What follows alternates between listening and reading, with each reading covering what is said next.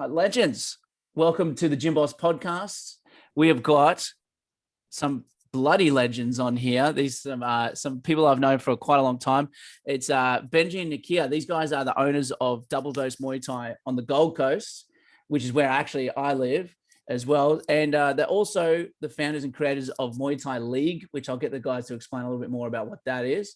And to talk about their actual gym, their facility, their Muay Thai gym, these guys, just saying just before we jumped on camera here, they're just shy of hitting 400 members. And that's part of the reason why I wanted to bring them on here.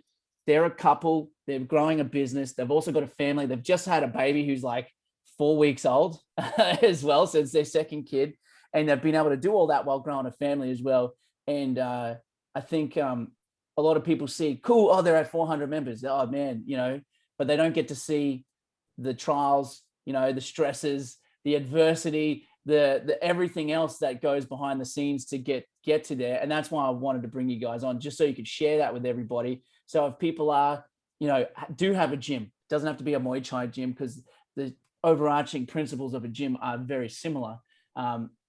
It's just be great to hear if the people are looking to grow to a huge facility like that, and share with them some stuff, maybe some things to avoid, things to like that you wish you knew before you started, just so some people can take away some key takeaways. But world's longest intro, because I'm just jibber jabbering away here. Nakia and Benji, thanks for coming on. Hello, pleasure, thanks for having us.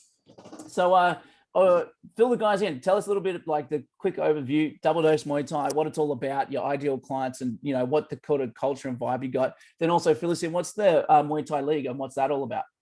Double Dose Muay Thai obviously is a family friendly gym. So it's not about obviously not based around fighting and stuff like that. We do have fighters, but it's more about culture, environment. So getting the sport to grow as much as we possibly can, and getting people to smash goals, whether it's fitness or they want to fight or they want to train as a family, or get their own time to themselves away from everyone else.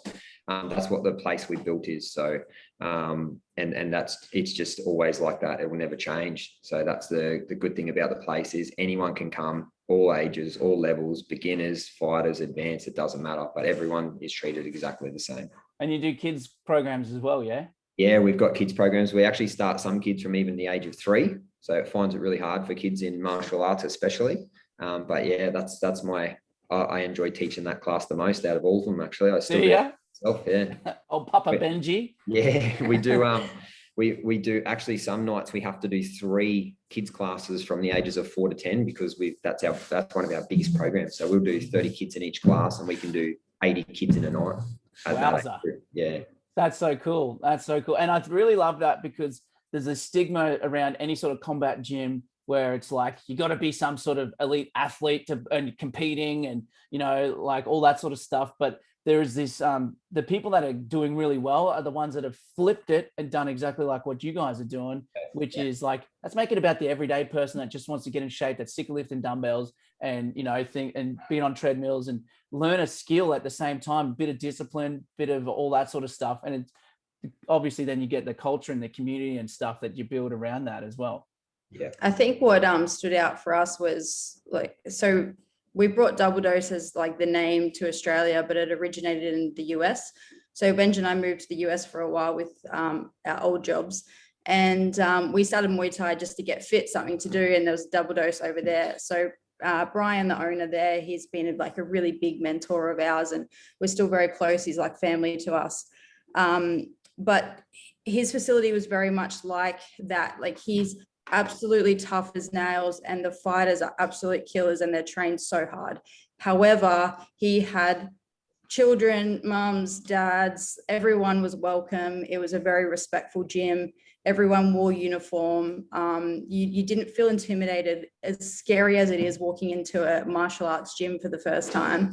I remember my first day walking in there, had no idea about Muay Thai, and he took me on a tour all around the gym, taught me a little bit about the history of Muay Thai, and just made me feel really welcome. And I was just addicted after that. So what I realized very quickly was that, there's definitely a reputation that any sort of combat sports can have.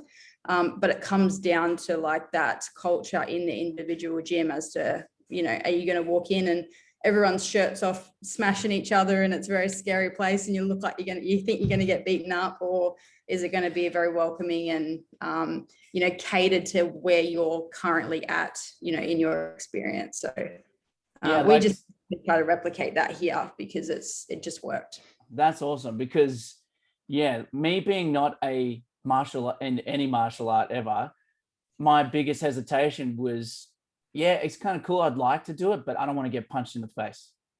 Like the legit, that's my number one thing. Most people are like that. People are like that when they first come in. Yeah. And so what have you done to sort of overcome that stigma?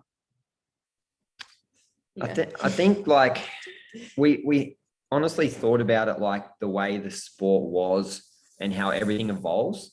So back when Muay Thai was Muay Thai, especially in like Australia, it was very like the gyms were, you go in and you beat each other up and that's how you would train. But it wasn't really a sport that was able to grow back then. And then we found like Nakia said, when we were in Double Dose, it was a gym where families would train together, and we've done everything together. We've worked together since, she was 17 and I was 20 or something. So we've done everything together. When we went there, it was great, So I think changing the way the environment of the gym was, we made our gym the colors that we like, the green and yellow, made it inviting, made the place very clean.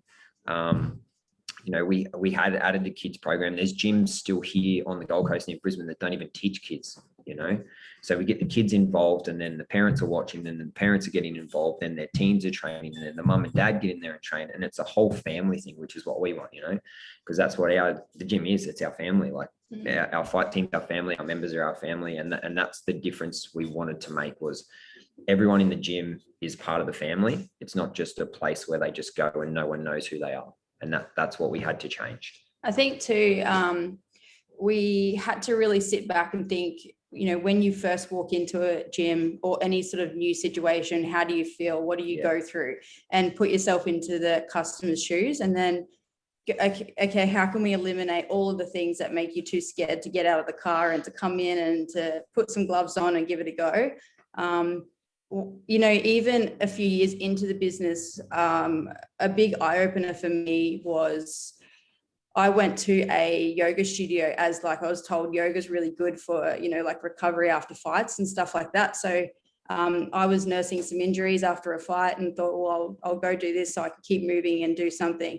And I got a real big, sort of hit in the face of what it felt like again to be that vulnerable customer that didn't know what they were doing, because Muay Thai and yoga is very far apart in its styles. So I was back in the shoes of the customer, and I was so nervous. I didn't know what any of I didn't have a yoga mat. I didn't know what kind of clothes they wore. I didn't know anything, And I walked into this studio, and unfortunately they kind of treated me like I should have known, oh, well, where's this? Or have you got that? Or no one had introed me into any of it. No one, they didn't, there was no information sent to me. I just booked online and went in. And so I felt really in the dark a little bit. And then when I got in there, I was sort of treated like I should have known all these things. And it made me feel really intimidated. I sucked it up, got into the class and figured it out, and it was all good in the end. But it's things like that make you realize, well, if you're a customer walking into a martial arts gym for the first time, how do you want someone to tell you what to expect before they're coming in, what to bring, so that you come in, ready and what you need to have with you. When you do come in, someone's there to greet you nicely and kind of hold your hand and walk you through the process and show you around and make you feel comfortable and reassure you that it's okay to be nervous and that we've all been new sometime, soon, and all of that sort of stuff. So I guess disarming, I guess, all of that sort of negative reputation that martial arts can have. And whether it's martial arts or any gym, it would be the same.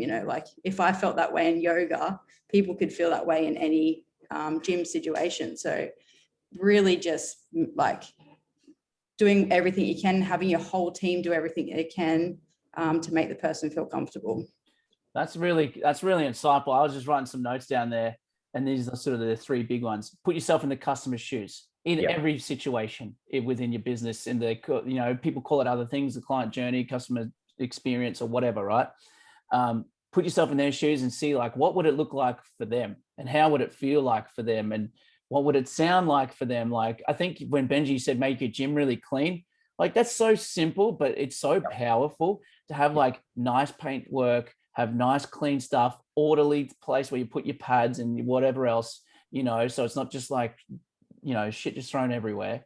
Yeah. All those things, those little things do matter in the long run. Customers, like, obviously customer service, make that like the pinnacle. And the third thing over here is like, have a solid intro onboarding process, so you're setting the standard and the expectations right from the start, so there's no misunderstandings like what you experienced with yoga. Yeah. Is there anything else you wanted to add to that stuff for people that are like, cool, that sounds pretty good, but where do we start? I think, like, thinking about our journey, we didn't, like, our gym's really pretty now and we've got the nicest mats and all of that stuff, but we didn't have that when we first started. We had like a really tiny little gym. We had no money. But exactly like what you said, like, it didn't take a lot of financial backing to still make the place look nice, some paint on the walls, just have things neat and tidy. We made do with what equipment we had. We kept it clean, we looked after it, and we looked after everyone in the gym. So yeah, by saying that, you don't necessarily have to go and like refurbish the whole place and make everything perfect, because there's stages that you've got to sort of like build, into.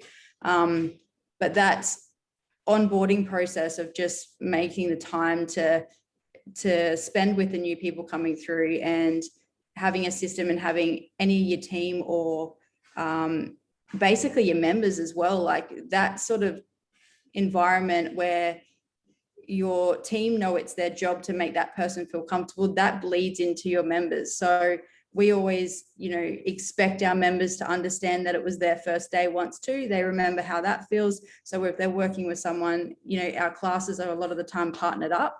They're working with someone for the first time, to be patient with them and understanding of them. And that culture just, I guess, bleeds through everybody as long as it's coming from the top. That's it. And that's exactly what's happened in there. Like, our members, as soon as there's a new person in there, you don't even have to ask. Someone that's been there for a while is already straight onto them. It's just because it's just been put that process in place now. It's just an automatic response. Someone new comes in for their first trial, one of our existing members is straight over to them. That's it. They're working with them in that class. I like this a lot, because this is stuff that people talk a lot about. Like, here's the ads we ran, here's the sort of sales process and stuff like that. And all that is important, but it's one part, it's one piece of the whole puzzle of having a business. Yeah.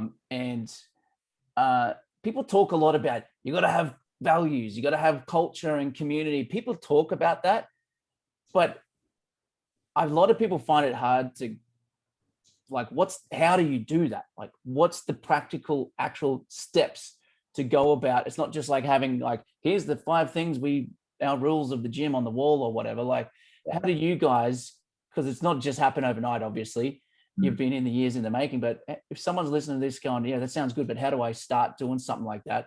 How would you lay it out step by step if you guys had to like teach somebody how to do it? I think one really good practice would actually be going in and doing some trials at some other places and just experiencing it, like, and then making note, what was good, what wasn't good, like, how did you feel, go and, like I did, obviously I didn't do it for that purpose, but it ended up that, really good learning experiences. Go and do something really different from what you're used to. So if you're, a PT in a regular gym, go do it Muay Thai class, like, go throw something in that you're really like kind of, afraid to do, and see what that feels like, and make note. So that would be the first thing, I guess. If you can put yourselves in those shoes physically and feel it, then it'll really like become obvious to you. But after that, I think what we did with our onboarding procedure is we sat there and we just basically made a list of all of these sorts of things. Like, what would you need to know when you come in? What needs to happen when you book to come in? How can we make sure, what are the questions we get and people get confused about? How can we make sure we cover those things before those questions come to us? When someone walks in the door, what are they going to see? What are they going to hear? Like, who's going to approach them? what process are they going to go through? One thing that Double Dose in the States had, and we always carried through, was a gym tour. It's so valuable. It's just taking that 5 minutes and walking them through the place, showing them where all the facilities are, where to find everything. And that's where you get to know them as well. You can have a little chat to them about what brought them here and why they're here. Yeah, why they're here, and I guess you can tackle any sort of insecurities at that stage as well. You can sort of talk to them about, like if it's their first time ever doing it, you can say to them, I remember my first day and I was so nervous, and relate to them, so that they feel more comfortable. They understand that, like you were once new and you understand what they're going through. That's awesome. So the experiencing other businesses is really interesting. And this is something that I used to do quite a lot. And it's actually something I haven't done in quite a long time. Even when you go to like a cafe, a restaurant, a bar, like look at what did you get good service? And in your mind, like, okay, was it good service? Yes. Okay, now analyze it. What was it that person did to make me feel like that was good service? Yeah. Did they say hello within the first 5 seconds of me walking in? Did they show me the menu? Did they show me the specials? Did they offer something like, something different? Like, did they go above and beyond, or were they like looking at their phone? Were they like grunting at you and not saying proper words? Like just simple things like that. And then you go, cool. Yes, that's a restaurant or a cafe. But now what are those elements that I can pull and then translate that into a gym environment? And I think that's, if I had that, have you ever listened to a guy called Brad Lee over in the States? He's got this podcast, dropping bombs. He goes, I would have that sound effect right now. That was dropping some bombs right there. I think that's really cool. Really, actually, now that you say about the cafe thing, one thing that was a really good example is I went to some restaurants after post-COVID lockdown, in Queensland, and they first opened up cafes again. And, they would put like their little sign out to say like, you got to stand here and where you got to line up and you got to fill out a form or whatever you've got to do. Like before no one was used to what happens post-COVID at that stage. So it was all very new and everyone was trying to navigate what to do. And I was trying to order a coffee and some lunch or something. And I wanted to sit down and I didn't know I was in the wrong line. And like they had this tiny little sign on the desk, and like basically the people were like, oh no, you're in the wrong area, so you can't sit down, you've got to get takeaway now, blah blah blah. And it was all just a nightmare. And I could understand like they were feeling the stress of trying to reopen after COVID, but as like we were also feeling the stress is like, okay, well, we don't know where to go and like what system you've got in place. And that like things like that, you can take them from like, I took that from a cafe, and then the second the gyms got to reopen, I was like, right, no one's going to know where to go. They don't know where the entry point is. They don't know where the exit point is. They're not going to know where to sanitize their hands, what to sign in, what to do. Like it's our job to make sure every single customer is guided through that process, and we can never get mad at them if they don't follow the rules. Like if they just make a mistake and they go the wrong entry or the wrong exit, or they do something, then we like kindly show them the right way. Like don't get annoyed at them because it's not their fault. They're just trying to figure out like post-COVID sort of like world as well. But like, yeah, it's a really good point you make. Like everywhere you go, like getting a coffee, anything, like you just always take note of, oh, I really liked like what that person said or how they treated me, and like what makes you feel good. Like why is it that they made you feel good? I think that's cool. And you've touched on a second point though, is you can have a great system, but if your team doesn't know what the hell's going on, then it's a shit show. And so that would be like, number one, it's up to the owner or at least the management team or somebody to do the procedure first. But then the second phase is now rolling it out to the team and have like actual training session with them on it. Here's the procedure for your example of opening post-COVID.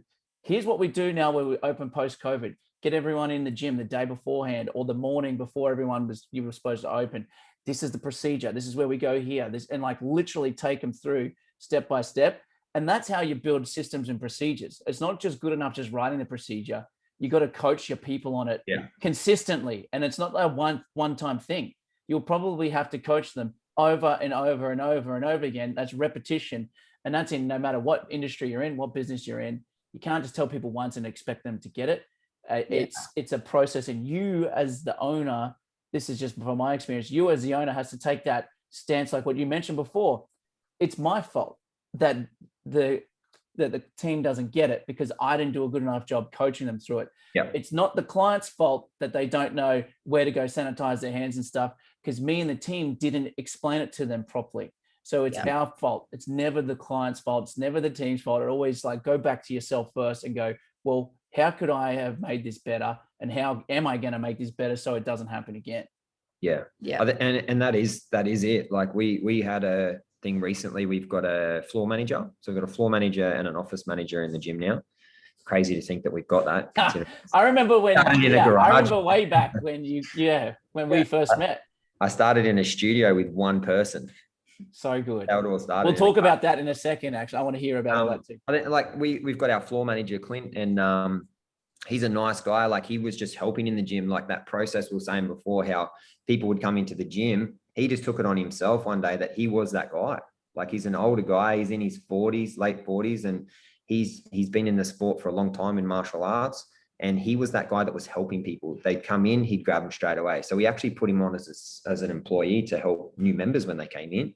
And he's actually ended up the floor manager now. So recently we had some processes and stuff like that, obviously we've been busy with baby and everything like that. And some stuff was falling down and members were dropping off, and then members would come in, and we were kind of stuck at this point. And we had to sit back and look at it and go, what's going on? What's wrong? What are they doing? And then looking at it, we're like, no, it was us. Like we weren't putting the time into them to keep their coaching at a certain level, to keep their momentum going, their motivation, everything like that. As soon as we fixed that, we jumped up 40 members. Yeah. And it's amazing when you do that introspective look rather than external. You're getting a little bit deep here, but it all stems from you first, the owner. Yeah, 100%. And look at like, what am I doing? What have I done, or what have I not done to get this result, this undesirable result? And then that's where, because then you own it. When you own it, you can then fix it. Yeah. But if you don't own it and you blame somebody else, you can't fix it because it's somebody else's problem. Yeah. It's a big gripe of mine, as you can probably tell, if people that have that. But I'm putting my hand up as well and say that I used to be the external guy. I think we all used to be at one stage. I used to be 100%. Yeah. Until you have these processes, somebody, a friend, a family member, a mentor, husband, wife, partner, somebody then will call you out on your shit one day, and then it makes you like realize it. But that's only if you're young and you're listening to this, try it early. But I've discovered it in my 30s. So don't wait till you're in your 30s to do that, okay? Little life lesson there. So I'm just going to recap, go back, because I was talking about the initial experience. Go experience other businesses, see what they're doing well, see what they're not doing well, and then see what, to implement for you and to avoid for you as well. What would you need to know? Like FAQs, basically write a list of what are the FAQs, and then develop a system around how you can deliver that to the client before they even set foot in the door the very first day. And then maybe recap it again on the first day for them as well. And then the visuals, like the initial impressions that people get when they walk into your facility as well, that matters, because that's going to make them feel a certain way. And then the gym tour, which is like, it seems so simple. It's been staple in a lot of gyms, but a lot of gyms don't do it. It's been around since the beginning of time. That used to be the only sales process. So, mate, this is the gym. There's the dumbbells. Here's the this.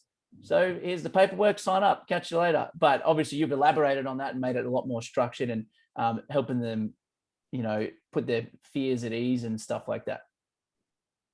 Is there anything else that you'd put into that part there, or is that pretty much sum it up?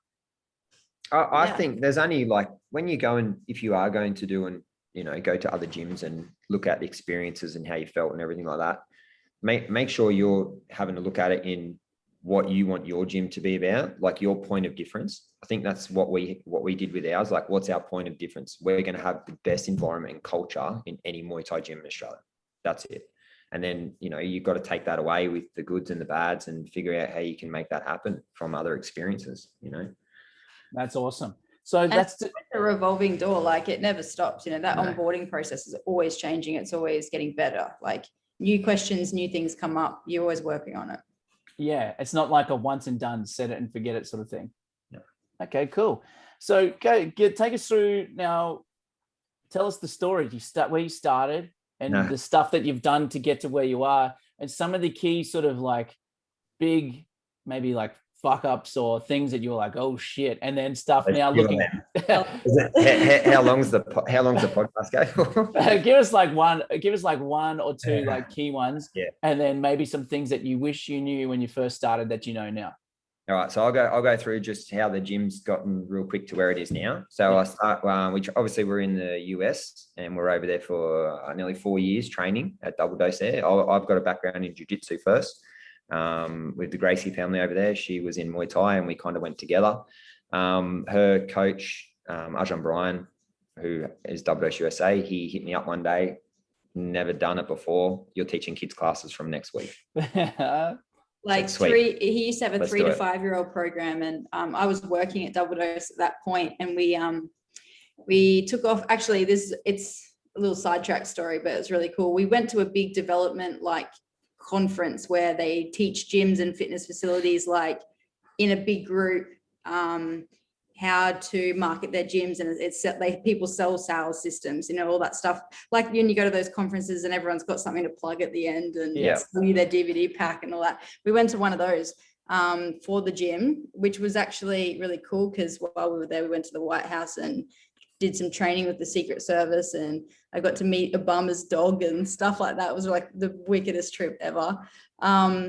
But yeah, we went and did this like sales system, and we realized as part of that, we were only training kids, I think from 7 or something, I think. Yeah, it was like 7 or 8 and up. Yeah. And I was like, Benj needs to teach like the 5 to 7 year olds because he'll be really good with like little kids. He was already doing that. I was teaching jiu-jitsu anyway, so yeah. So they take the jiu-jitsu, they take the kids at like 3 or something, don't they? Yeah, they're quite small. It's really good for them. It's really good for the little ones, the jiu-jitsu side of it. So, but then within the week, I was teaching Muay Thai. So I was doing MMA and jiu-jitsu. I was teaching Muay Thai within the week. And he just took me under his wing, grew me into this crazy, amazing coach and taught me everything he possibly knew. We moved back to Australia in 2013, end of 2013. Had a break for a little while because it obviously got too much for me over there. I got really busy. I ended up basically running a jiu-jitsu academy for someone and a Muay Thai gym for someone. That the Muay Thai gym at that time had about 700 to 800 members over there. It was massive. So we've gone from doing nothing to running 2 gyms and then our normal corporate jobs as well. And then we moved back to start a family, had a break, ended up training one kid in the local street where my house was. And we had the 9 to 5, like corporate roles, like both of us is sort of in management then. So and then turned the 3-car garage into a studio, and then that grew from 1 to 3 people. And then I started training a couple of them to fight, and then it went to 11. And then I was running classes, and we were fighting as well. We were fighting. Yeah. So we were both working corporate jobs, like 10, 11 hour days, training other people to fight out of a garage, and started a family. We had Harry as well then, a little baby. Yeah. And fighting ourselves. Yeah. So, and then we, this one's like, we got to do something. You got to do something with this. You can't just sit here and do this. Like, this is going to be something great. So then we went and found a spot, and we started looking. Square meters. We started looking, and then we looked at 2 places, and I said, "No, this is the one. We don't need to look at anything else. We'll get this one." It was 100 square meters of mat space, and I quit my job within 9 months. Corporate job, I quit within 9 months and just went full time. You were a year. Yeah. You were done within the year, and we grew to 100 members in a year, went to 200, opened a second facility. So we took off the building next door to it. So we had 2 small factories. So it was about 300 in total with office space and mat space. So we had 2 separate sides, a foundation and a fighters and advanced side. I remember when you were just about to open that up, I went and checked it out. Yeah. So yeah, that's right. Yeah. And then we ended up at about 250. And then COVID hit. We had to shut everything down. We created a whole online university for our members in COVID. So we didn't stop. We couldn't, I personally, in my head, I was more upset with the fact that I couldn't keep everyone training. Like, I was heartbroken about it, that we just created this whole online university that we've got now that members can sign up from all over the world and train via home. And then opening back after COVID, we realized we'd taken a big hit. I think we ended up with 120 from 250. Yeah. And then we decided, you know, our lease was up on the 2 buildings. Let's go bigger. COVID's not going to stop me. I'm going bigger. So we went bigger. We're in a 500 and nearly 600 square meter place now. And we're at 400. So we went from 120-ish after COVID, and we're back up to, we'll hit 400 this week. So Amazing. that's how we got to where we are. That's the highlight reel. That's the highlight reel. That's like the people see. That's the trailer, right? Boom, boom, boom, boom, boom, boom, boom, right? But the behind the scenes of that is going to be a lot more to it. Mhm. Tell us, what's some of like the big things where you're like, oh man, geez, I'd never do that again. And if anybody else is listening, take that as advice. You can talk about the business partners. Yeah. So adversity wise, so like, yes, that's like the pretty picture of like, oh, look at, we just opened these gyms and we kept opening bigger ones and it worked. But the truth is that when we started, we had some business partners that were friends of ours. They invested like about 15 grand or something like that. It was like a gentleman's agreement. There was no paperwork, nothing was official. It was like, here's some money, buy some equipment, you know, pay your bond, and you put in some money, you're going to pay the rent. We'll figure this out, you know, we'll grow this into something, and then we'll make it more official later, you know. Oh, so that's major red flag. I'm cringing just hearing that already. Yes. Yeah. So that very, very sour, very fast. So basically within a month of being open, their own personal life started to change, and things in their working situation changed. So obviously that affected how, you know, we were working together, especially with finances. So that went south, and we had to, I think we'd opened the doors for about 3 weeks and had to basically figure out how to pay them out as quickly as possible, just to be rid of that, because it wasn't going well, and it wasn't going to get any better. So we had to come up with, we had no money. We had like, I think 20 members.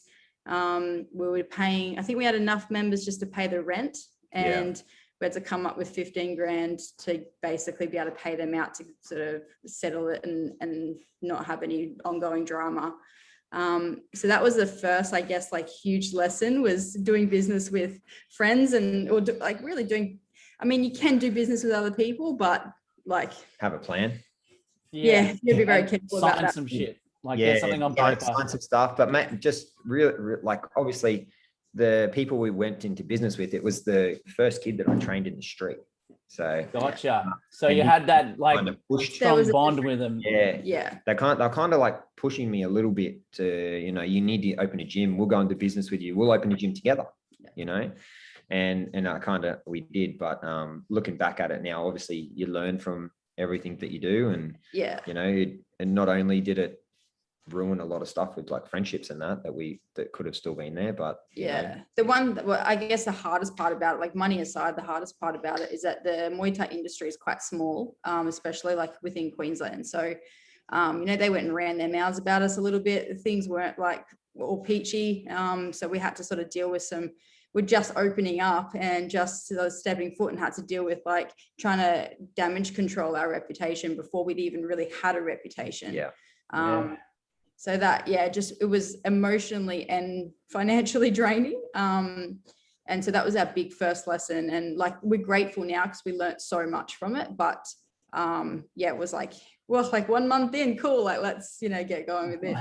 The shit's nearly blowing up right in front of your face. And then right immediately after that, then we got a letter from council to say we did not have the right permit to be in that building. Another like, this was like straight away, another 12 grand. That was, you know, to get town planners and to get that. We just had no idea. And what we found out was that real estate agents don't tell you that, they just get you in. And then you have to pay for council zoning and all of that. So now we know that, but we did not know that moving in.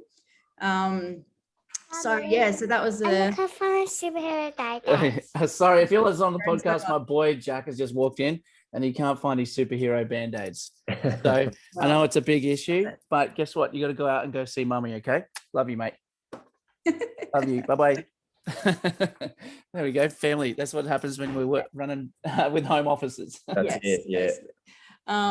Yes. So then we had council as well. So that was just another huge, like, that was sort of like a business, nightmare that we weren't prepared for, like paperwork and red tape and money and working all that out.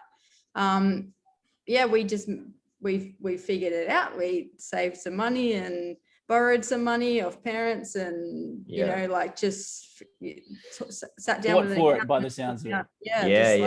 Figured it out, and like it was, I guess the hardest part was that like this was our first example of having like a big challenge hit us in the business. Fortunately, we still had our full-time jobs, so like that was a bit of a savior as far as being able to save some of our own personal money to fix the solution. But I'm just going to cut in here real quick. That is actually something that you should hear again. Go back and rewind it, because I was actually a guest on somebody else's podcast yesterday, and they asked, what about somebody that's going from a full-time job, wanting to go into their own career, their own business? And I said something along the lines similar to like what you're talking about here is, don't be stupid and just like burn the boats before you have got zero income from your new business. Yeah. Like you're going to have some overlap for a period of time to where the business is fulfilling the same as salary as what you're getting full time, or at least paying the bills, paying the rent for the gym, paying so you can pay the rent at home or pay for your mortgage and then buy food.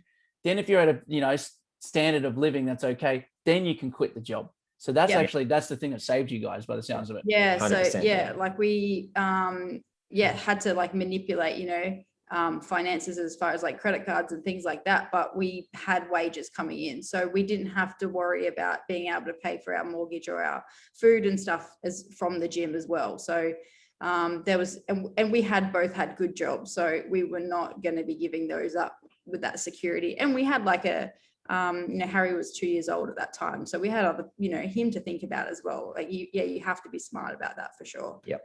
Okay, so the big one is, before going into partnerships, think about it real hard. Maybe go seek some advice from somebody.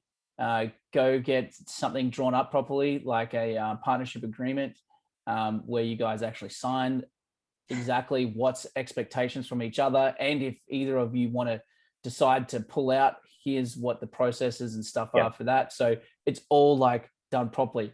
Might cost you like $400 to like $800 or something to get a solicitor to do it, but by the sounds of it, well worth the investment if you definitely worth it in the long run, because it'll save you a whole lot of heartache. Yep. Okay, that's learning lesson number one. What's another one you could share with the guys, because this is the gold. This is the gold that people maybe about the people in the gym. Yeah. Like a big one that we found, like obviously when we're starting the business, the members, if you've only got 30 members, you want to try and keep them on no matter what, but obviously with our gym, environment is the biggest thing, culture is the biggest thing. But when the place is small, you've got to pay your bills. People come in, I want to sign up, they don't really fit, you try and make it work. So I think when we grew our gym to the second facility, they were just next to each other, we had a team in there that were training. They'd been there since the start, and we had nothing but dramas. It was just a consistent drama, but we didn't want to let go of them because they were with team or with clients. No, clients. So this is clients. Yeah. So I don't know if this would definitely transfer to any gym that's got a group training situation. I don't know about regular like your weights gyms and stuff, but possibly like one thing we were not ready for and did not think happened in gyms was like how toxic one person can, like one toxic sort of person or wrong fit for the gym can really bleed into the whole environment.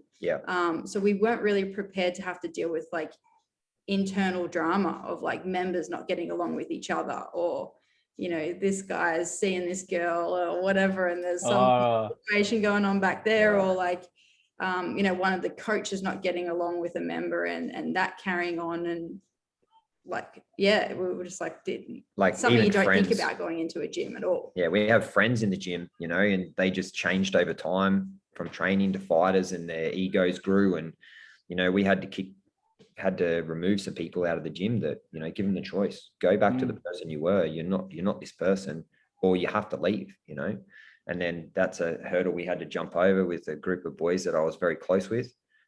Broke into the gym, stole a bunch of stuff, you know. Oh man. Went out and everything. And, you know, it's just something that you never think of. But, you know, removing those people changed everything. You know, it changed a whole lot of stuff for us. You know, the environment changed dramatically, instantly. Like it was, and members were coming up to us saying, you know, I felt uncomfortable going over to the other gym because of these people. You know, I didn't want to say anything because they've been around for a long time, you know. And then when that shifted, it made us sit back and realize, you know, if someone isn't a fit for the gym, then they're not a fit, you know. Everything has to stay the same. Like it's hard to say no. I think going back to what you were mentioning, Benji, depends where you're at financially. Yeah, it is hard to say no when someone's there willing to pay you money. And you're like, hold on, there's something dodgy about this person. It just doesn't feel right. But you sign them up anyway. We've all done it.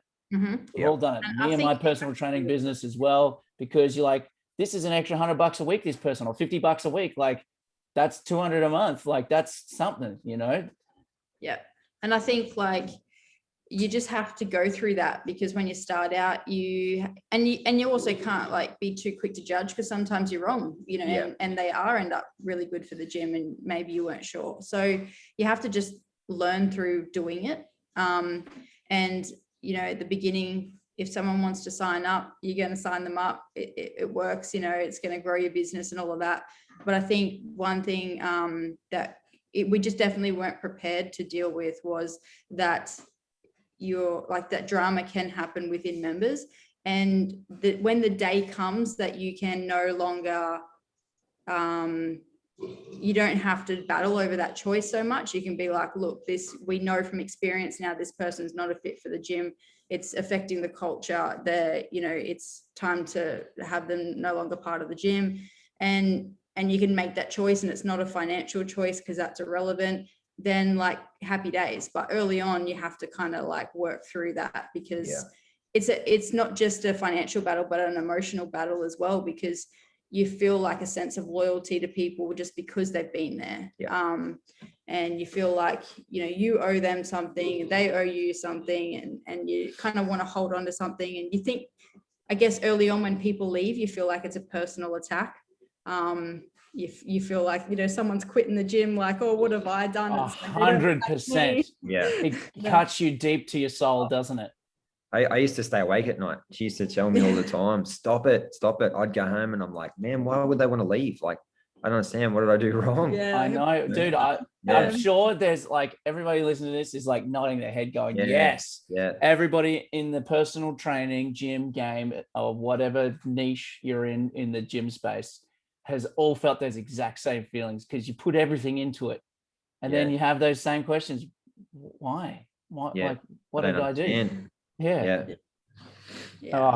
So there's something you said earlier, Nakia, which is really cool. And I want to talk about this. Is like talking about now actual like growth, more tactical stuff in terms of like business strategy and implementing different things at different times. Because you said something along the lines of doing things in like build into the different levels of your stages of your business growth.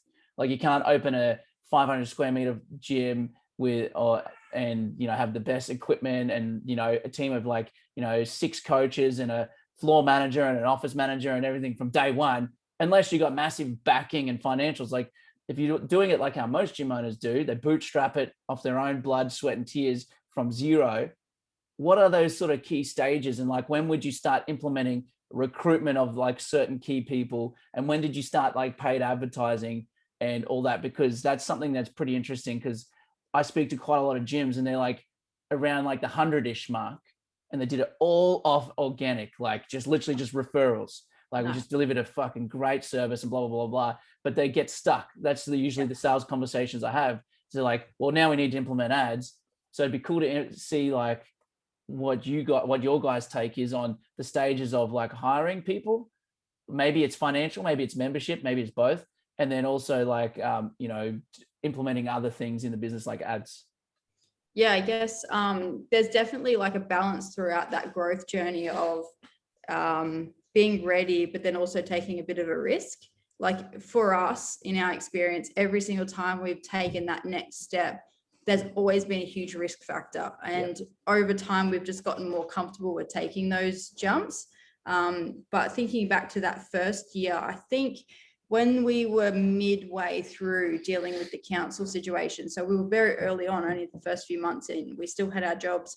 I approached someone about learning about how to market and getting Facebook ads up. So we didn't hardly do anything organically. I think we had 40 members and I was like, we need to do something. So I think I was very fortunate in that way, because when I've surrounded myself with other business owners and other gym owners, they've all looked at me and Benj and said, I wish that we had done what you guys had done and just started marketing and learning all of these things early in the process instead of 200-300 members down.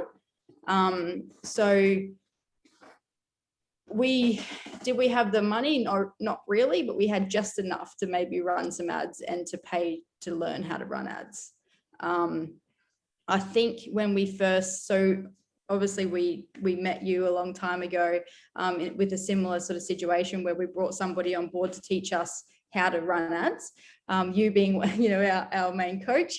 And we credit carded that bill every month, but at the end of the day, I think it was 2-3 months and it was paying for itself, and plus bringing us members and growing the business. So sorry, I'm going to cut in here. This is not financial advice. Go seek proper advice elsewhere from a solicitor, an accountant, or whatever. This is just purely Nakia's take on what she did. Okay.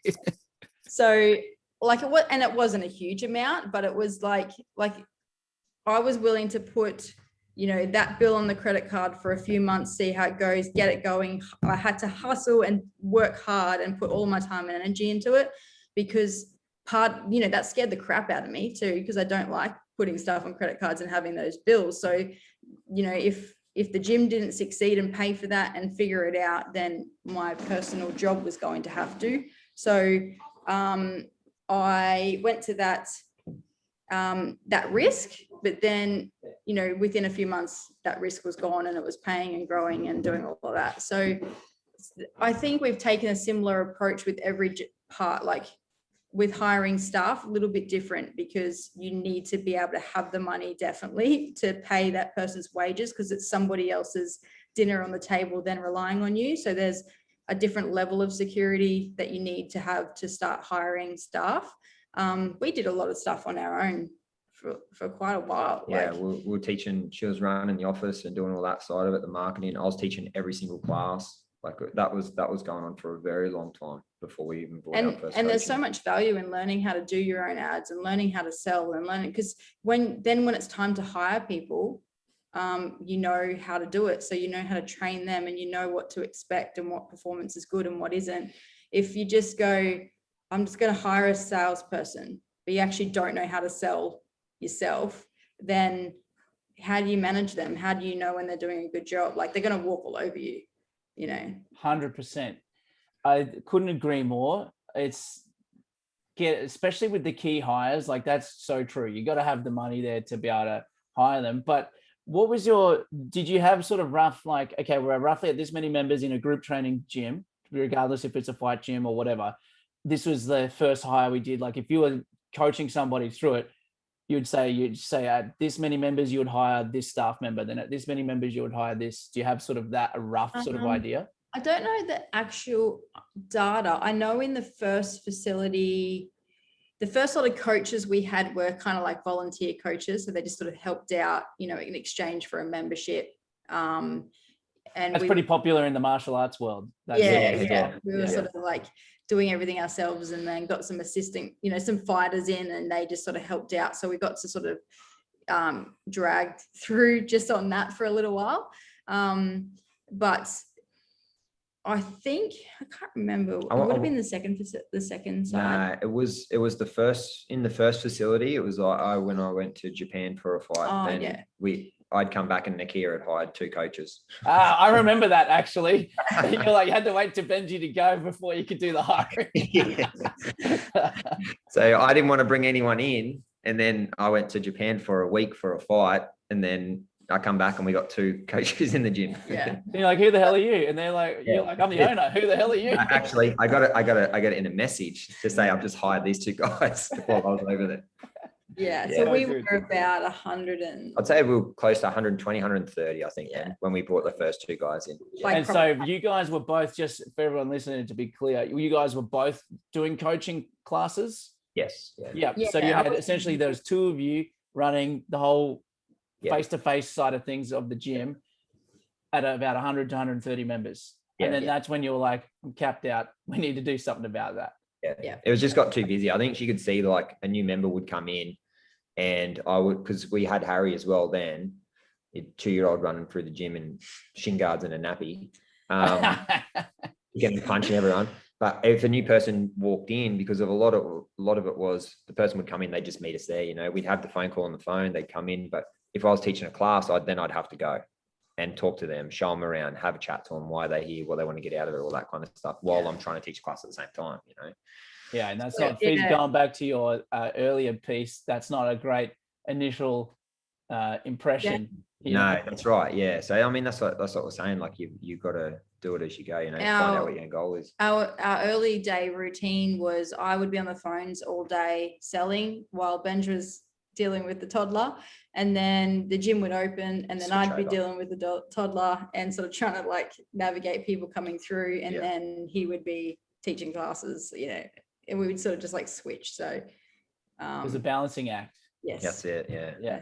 hectic. And so then talk to us, what do you guys, because some people probably like, cool, COVID, you're at 100 and something. Now you're like I said at the start, Benji and Nick here were saying just before we hit record, like this week they'll cross over to the 400 member mark by the end of the week or by the end of next week. What did you guys do between, because that's been how long has that been? Maybe 9 months open? Yeah. What do you guys do in that period there to get that explosive growth like that?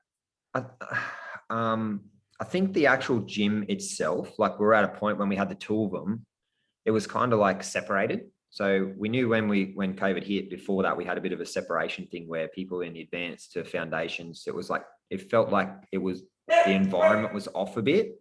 Like these people didn't want to go to the fighter side and vice versa. It was like two separate gyms.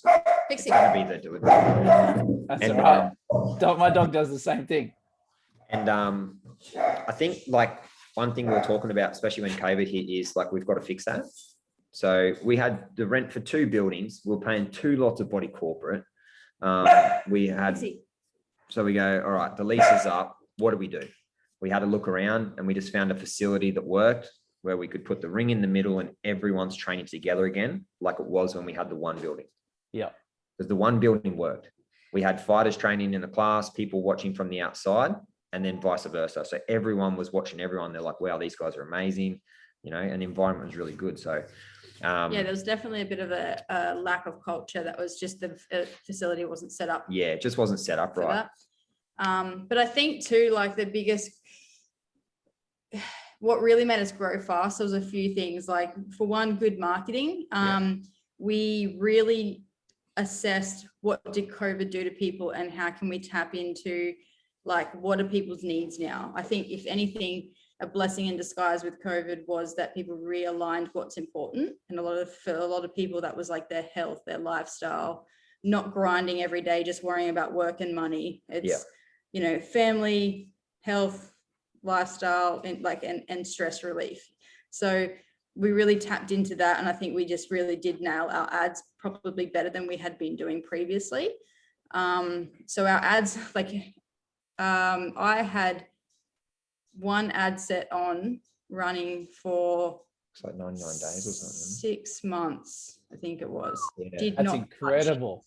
And it finally flopped after 6 months. I was just like, so people will probably ask, how much are you spending on ads on average a week or month? So we spend 100 a day regardless. Okay, so $700 a week. What's that? Nearly $3,000 a month on ads. Yep. And that's really, because if some people listening to this and they're like, yeah, I haven't really started doing ads or anything, like to get explosive growth, like you got to invest. Yeah. Like you got to invest. You can't get away with $5 a day. You're not going to get there. If lead costs are $15, that means you're getting a lead every 3 days. Like it's just not going to happen. But if you're spending $100 a day and they're $15 leads, then you're getting like 7 leads a day or something. Like I can't do the math off the top of my head, but I think it's something like that. And that adds up. 7 leads a day. That's nearly close to 50 leads a week. Like that's incredible. Yeah. Right? That's 50 leads a week versus 2 leads a week. Like it's just a numbers game when like that's very big picture. Then there's a lot of other nuances to it, like your follow-up process, your sales process, your onboarding process, and all the other things that happen. But if you go back right to the start, the tap, the flow to turn on to get the new people through the door is getting people to know about you. Yeah. And we started, like, we originally just didn't have the money. We started off at 20 a day while we were learning how to run ads and do all that stuff. Yeah. And then the second we had more money, we just put it straight back into that. Yeah. Since we've gotten to that point of spending $100 a day, I've never turned it off. We turned it off while we were physically closed. And then as soon as we got news of the date we were allowed to open again, I put them back on. But if we get a huge tax bill or something comes up, I do not turn them off. Like, we will, you know, if we needed funding for something, we would figure it out and leave the ads on. One thing I know from talking to friends and stuff, like, you know, money gets tight and they go, oh, like, turn the ads off. I can save money that way. And it's never. But it's not saving money, is it? No. Because that's the key thing that brings the money in. Yeah. So there's somebody said that, I think it was Frank Kern said this. If you don't know him, he's a huge internet dude, marketing guy, legend.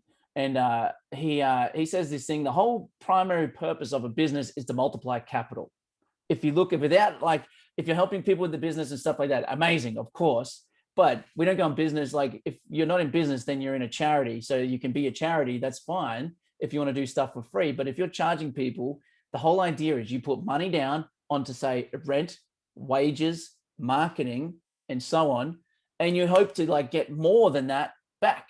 So you make a profit so you can live and earn a living.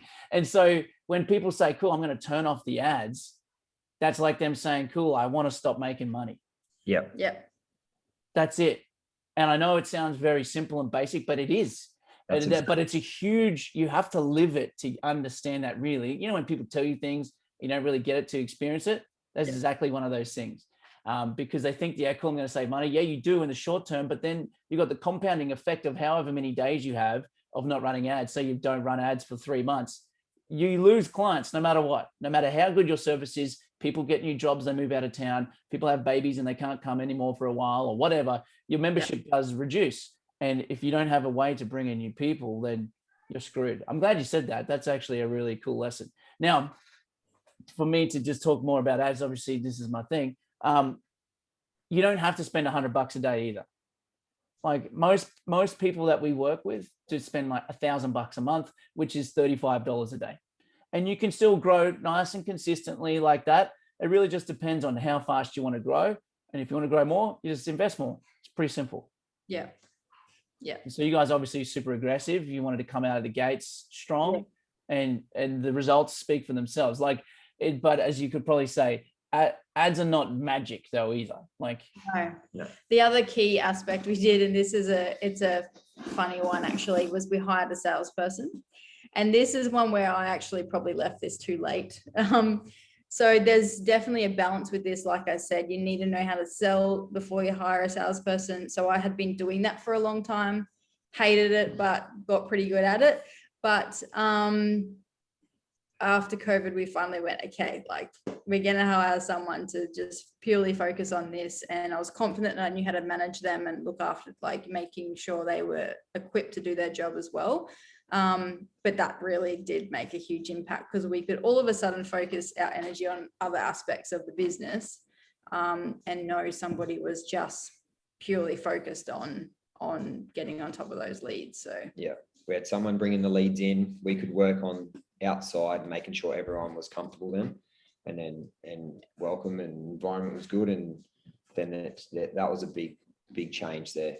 And then I kicked myself because I should have done it way sooner. I'm literally at the stage like that in my own business now. Like, we're hiring for key roles. Like, one of them is a salesperson.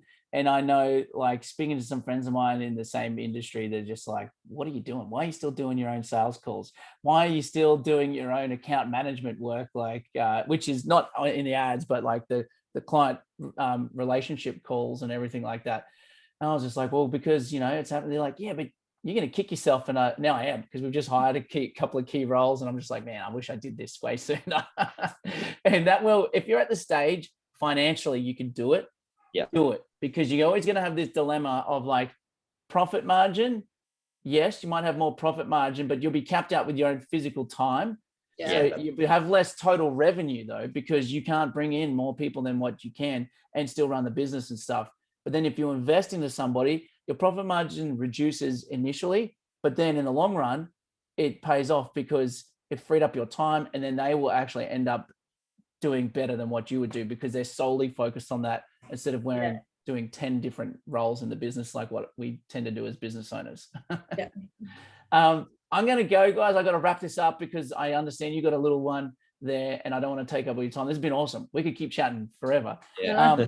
But if people just want to like check you out, see like, you know, what your gym looks like, because I know we spoke about like gym and stuff like that. We didn't even get a chance to talk about Muay Thai League. Do you want to just give some people, if they're interested in Muay Thai, what's the websites, Instagram accounts or whatever, where people can go and check some stuff out from what we've been talking about?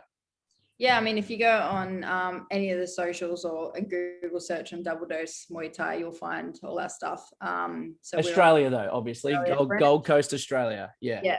And then Muay Thai League is our new brand. So it's fight gear and apparel, and then also a fight show promotion that we're running on the Gold Coast. So our first event's June 12th. So if you're in that area and you've never experienced Muay Thai, that's definitely a good way to do it. It's a really, really fun night. Yeah.